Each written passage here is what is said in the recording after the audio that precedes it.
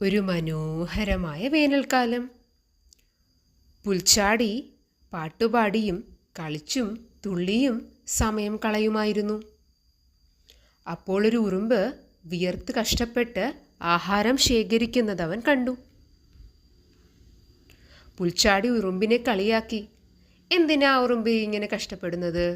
വരൂ, നമുക്ക് കളിക്കാം. ഉറുമ്പ് പറഞ്ഞു, തണുപ്പ് കാലത്തേക്ക് ഭക്ഷണം ശേഖരിക്കുകയാണ് ഞാൻ. അപ്പോൾ പാട്ടുപാടിയിട്ട് കാര്യമില്ല. ഉറുമ്പിൻ്റെ വാക്കുകൾ പുൽച്ചാടി ശ്രദ്ധിച്ചില്ല. കുറച്ച് ദിവസങ്ങൾ കഴിഞ്ഞപ്പോൾ തണുപ്പുകാലം വന്നു. മഞ്ഞുവീഴ്ച തുടങ്ങി. പുൽച്ചാടിക്ക് തണുത്ത് വിശന്നു. അവൻ നല്ല രീതിയിൽ വിഷമിച്ചു. പുൽച്ചാടിക്ക് വേറെ വഴിയില്ലായിരുന്നു. അവൻ ഉറുമ്പിൻ്റെ വീടിനടുത്തെത്തി.